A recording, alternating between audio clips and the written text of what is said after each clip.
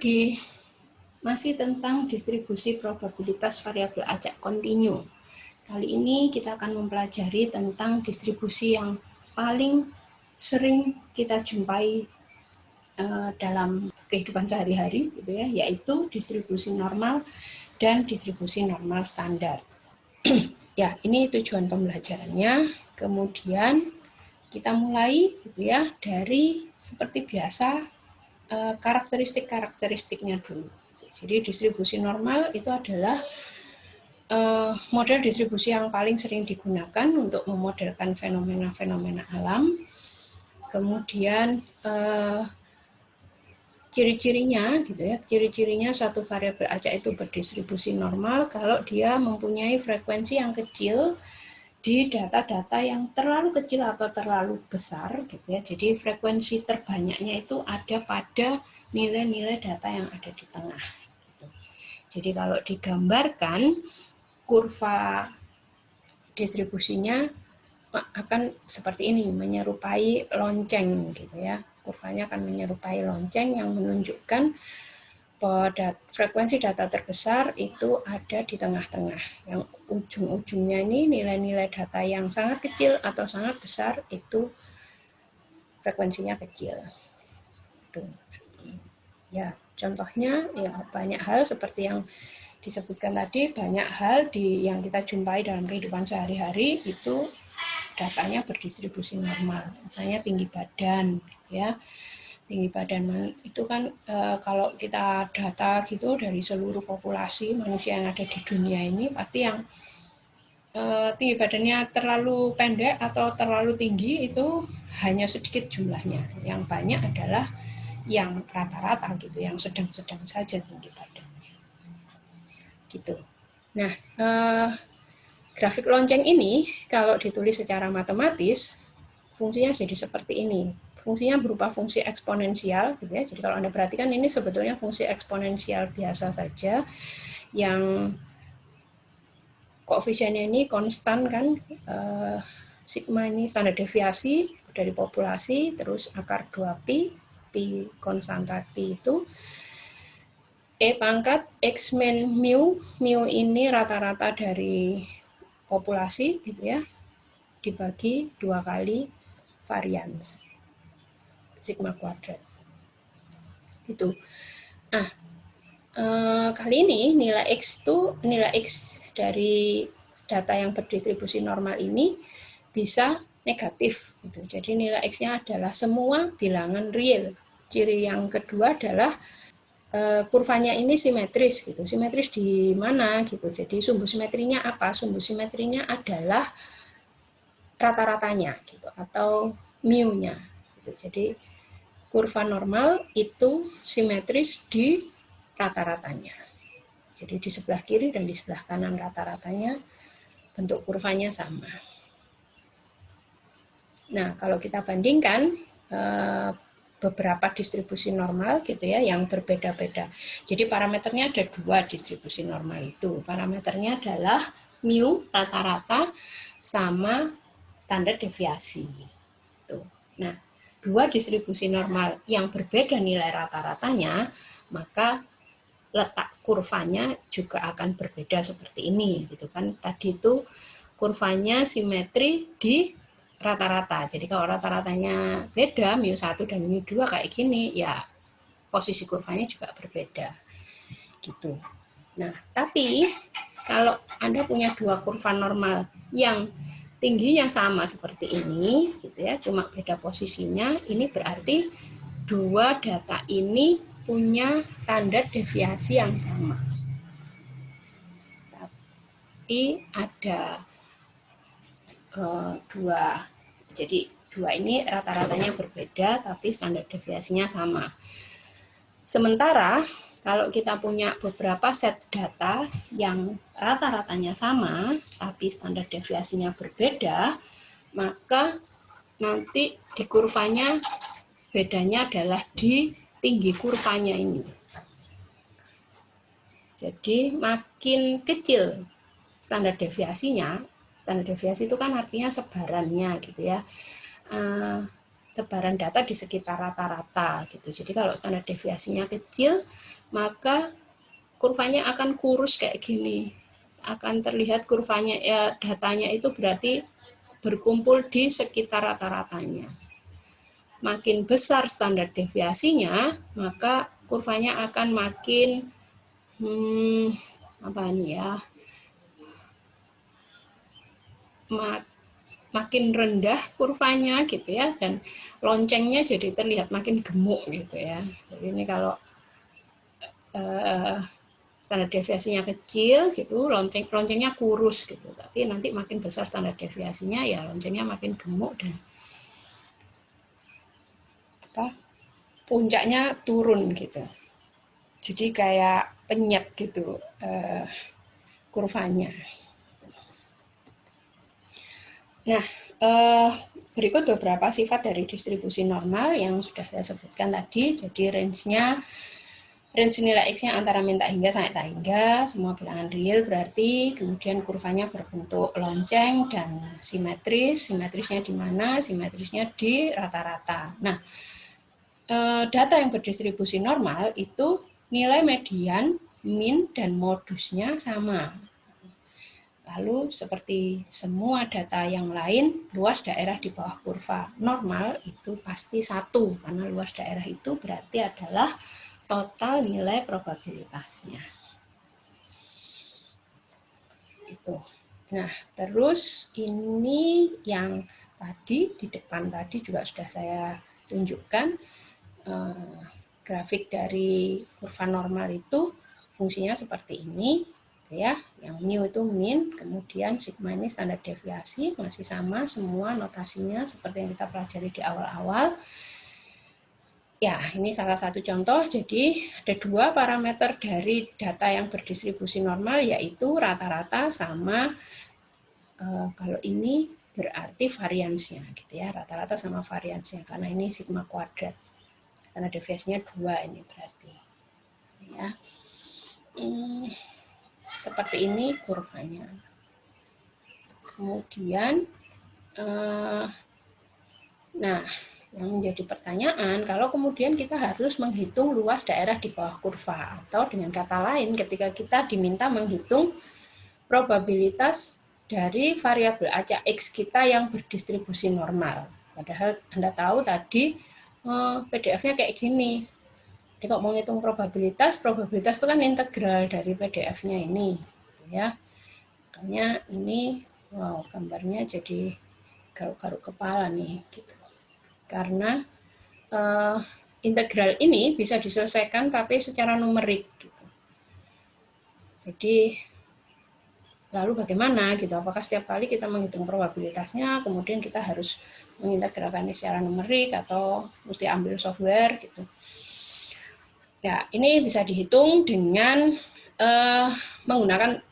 melihat tabel gitu ya. Jadi sebetulnya nilai probabilitas ini bisa kita cari dengan melihat tabel distribusi normal. Nah, sayangnya gitu ya, Anda perhatikan tadi distribusi normal itu parameternya ada 2, rata-rata sama standar deviasi. Lalu nilai X-nya bisa semua bilangan real. Maka Anda bisa bayangkan bahwa ada tak berhingga banyaknya kombinasi rata-rata dan standar deviasi yang bilangan real itu tadi kan bisa macam-macam.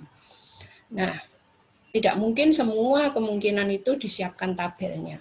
Tabel distribusi normal kalau Anda cari cuma ada 1, yaitu tabel distribusi normal standar. Nah, sehingga apa yang harus kita lakukan? Yang harus kita lakukan supaya kita bisa memanfaatkan tabel distribusi. Pertama gini dulu, yang disebut dengan distribusi normal standar itu yang seperti apa? Ya, distribusi normal standar itu distribusi normal yang rata-ratanya 0, variannya 1. Yang disiapkan itu hanya tabel distribusi normal yang rata-ratanya 0 dan variannya 1. Gini, dilambangkan dengan variabel acaknya dilambangkan dengan Z gitu ya, untuk membedakan sama yang tidak standar tadi. Nah, pertanyaannya kemudian bagaimana kita bisa memanfaatkan tabel distribusi normal standar yang ada itu untuk menghitung probabilitas data yang kita punya, yang pastinya tidak standar gitu. Karena data kita kecil kemungkinannya rata-ratanya 0 dan variannya 1. Nah, maka yang harus kita lakukan adalah kita konversi dulu data kita. Jadi ini adalah persamaan konversinya. Z itu yang normal standar, X itu yang data yang kita punya gitu. Jadi X bisa dirubah jadi Z dengan persamaan ini. X data yang kita mau dikurangi sama mu. Mu itu adalah rata-rata data kita dibagi sama sigma. Sigma itu standar deviasi data kita juga. Itu. Jadi misal nih ada data berdistribusi normal yang diketahui rata-ratanya 110, standar deviasinya 100, maaf ini bukan standar deviasi, rata-ratanya 110, variannya 100 gitu ya. Jadi saya tuliskan saja supaya jelas. Ini mu ya. Terus ini tadi sigma kuadrat. Ya. Lalu bagaimana kita mengkonversi data kita yang 125 ini supaya menjadi variabel acak normal standar gitu. Jadi ini ilustrasinya kayak gini, ini yang kita punya, mu-nya 110, terus ini yang normal standar. Nah, kita tuh mau data kita ini kita jadikan data yang normal standar. Ini persamaan konversinya, jadi tinggal dihitung aja, tinggal dimasukkan, X-nya diganti 125, mu-nya 110, sigma itu kan akar dari sigma kuadrat ini, jadi ini akar 100. Tuh, ya, kita dapat Z-nya 1,5. Itu proses menstandardisasi. Nah, kemudian ada tabel distribusi normal standar. Nah, tabel ini isinya apa? Tabel ini isinya adalah nilai fungsi distribusi kumulatif dari variabel normal standar. Jadi Anda kalau lihat tabel, selalu baca keterangan yang ada di judul tabelnya gitu ya. Jadi tabel itu selalu ada judul tabelnya begini. Jadi kalau nggak ada ya cari tabel yang ada keterangannya supaya jelas angka-angka yang ada di bawahnya itu artinya apa. Jadi kalau tabelnya headernya seperti ini, title-nya ada penjelasan kayak gini, ini artinya angka-angka yang ada di tabel ini adalah angka luas daerah yang diarsir ini, luas daerah yang warnanya biru ini. Gitu. Nah, Z-nya ini, Z di tabel ini, itu adalah Z di sini, angka di sini. Tuh, jadi, kalau Anda mau menghitung probabilitas probabilitas Z kurang dari Z tertentu, maka yang Z tertentunya nanti yang dilihat di tabel ini, ngelihatnya gimana? Ngelihatnya ke bawah ini adalah angkanya berapa, lalu yang ke kanan ini digit lanjutannya. Gitu. Jadi begini contohnya gitu ya. Misalnya mau nyari probabilitas Z kurang dari 1,5 yang tadi data kita tadi gitu ya. Kita tinggal lihat ini. Ini 1,5 ke kanannya cukup geser 1 aja karena ini 1,50. Jadi probabilitas Z kurang dari 1,5 itu adalah 0,9332. Ingat ya, angka ini sudah angka kumulatif, jadi dia sudah luas daerah yang diarsir ini. Jadi ini itu yang 1,5-nya, lalu luasan yang diarsir ini adalah yang 0,9332 ini. Ya, gitu. Nah, ciri-cirinya distribusi normal standar seperti distribusi normal yang sudah saya sebutkan tadi, kan dia simetri di rata-ratanya. Sehingga kalau Anda ambil di sini Kan kalau distribusi normal standar itu rata-ratanya ada di 0 gitu ya. Jadi kalau ini distribusi normal, kalau ini kurva normal standar, maka ini pasti 0. Itu, jadi kalau saya ambil di sini Z, ini min Z, maka nanti luas daerah yang diarsir ini pasti sama, karena dia simetri. Gitu. Jadi artinya peluang Z kurang dari sama dengan min Z itu pasti sama dengan 1 dikurangi probabilitas Z kurang dari sama dengan Z. Kan yang ini itu 1 dikurangi yang kirinya. Itu. Kemudian probabilitas Z kurang dari sama dengan 0 ini pasti sama dengan probabilitas Z lebih dari sama dengan 0, yaitu 0,5 gitu, karena dia simetri dan 0 adalah rata-ratanya itu tadi. Itu ini yang di atasnya ini. Terus ya ini sifat probabilitas. Kalau ini berlaku untuk semua distribusi, tidak hanya distribusi normal. Gitu. Ya, ini contohnya misalnya di sebuah pabrik pemrosesan pabrik bahan kimia gitu ya. Ada satu gugusan penting dari senyawa kimia itu yang untuk mempertahankan kualitasnya dia harus dijaga di atas angka 0,7. Kalau angkanya di bawah 0,7 maka perusahaan itu akan rugi. Ya, kemudian diketahui kalau angka itu berdistribusi normal dengan rata-rata 0,8 dan standar deviasi 0,05. Pertanyaannya, berapa probabilitas bahwa suatu hari angkanya itu akan berada di bawah 0,7. Sudah diminta menghitung probabilitasnya. Ini seperti tadi, pasti sudah diketahui dia berdistribusi apa. Tinggal Anda menentukan parameternya saja. Tuh. Jadi ini ada 2 parameternya, distribusi normal, ada rata-rata, ini rata-ratanya 0,8. Terus ada standar deviasi 0,05. Yang ditanyakan adalah berapa probabilitasnya akan berada di bawah 0,7. Jadi kalau ini rata-ratanya 0,8, 0,7 pasti kan di sebelah kirinya. Nah, yang ditanya adalah luas daerah yang diarsir ini. Jadi ini yang ditanyakan adalah probabilitas X kurang dari 0,7.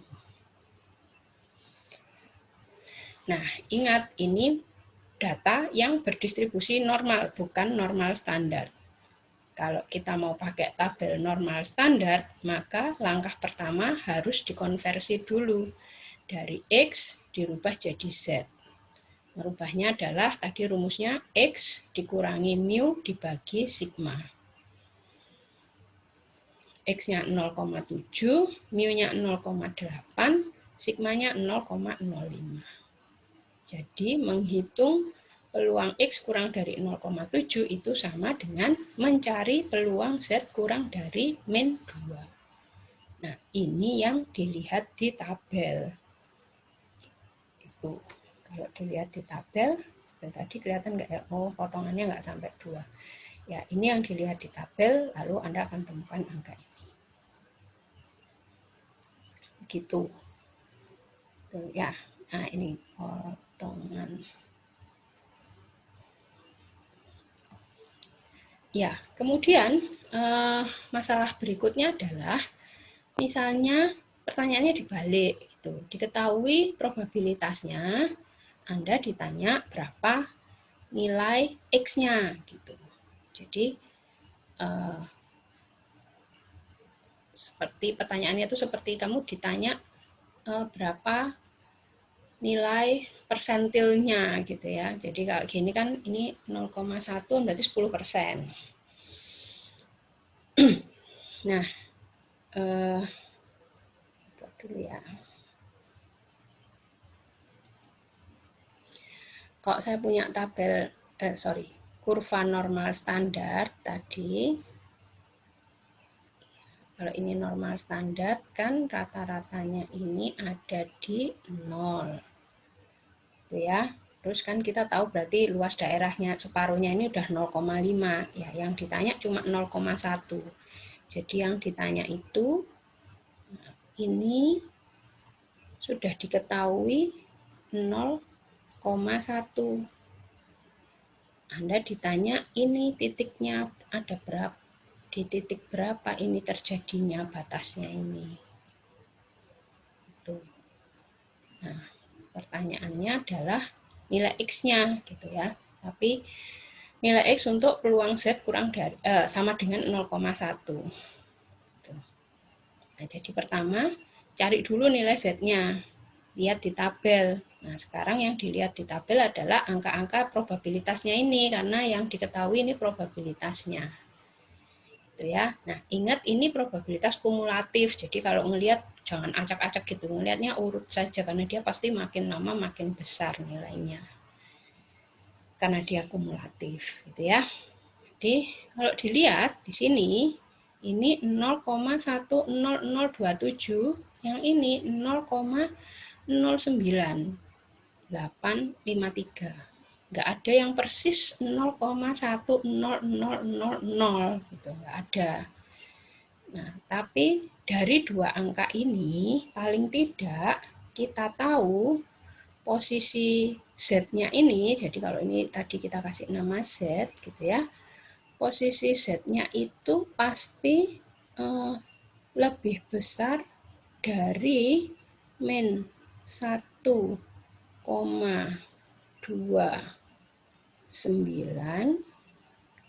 tapi lebih kecil dari min 1,28 gitu.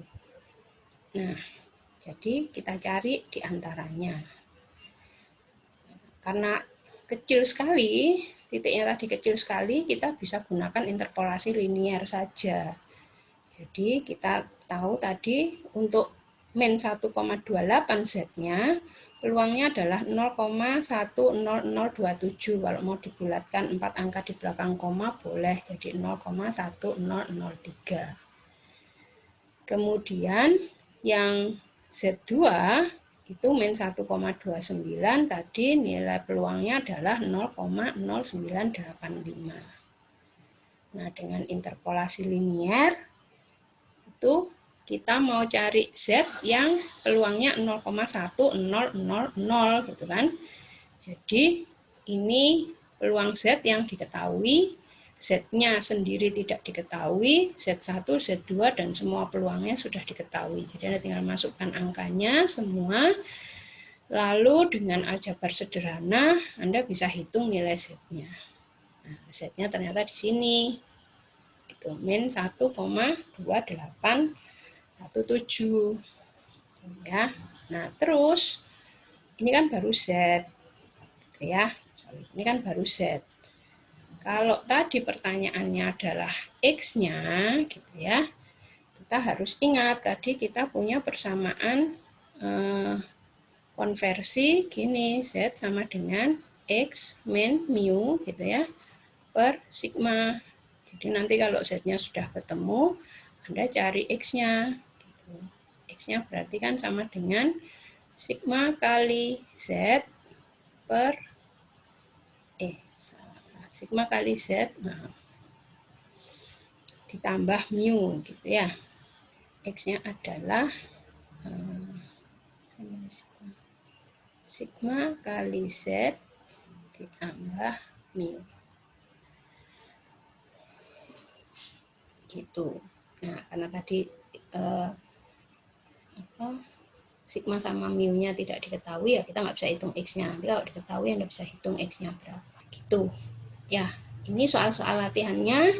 Silahkan dicoba. Lalu nanti kita bicarakan waktu kita kuliah. Beberapa sudah ada jawabannya. Anda tinggal pelajari. Gitu ya. Kalau ada yang kurang jelas, silahkan ditanyakan waktu kuliah. Gitu. Ya, baik. Selamat pagi.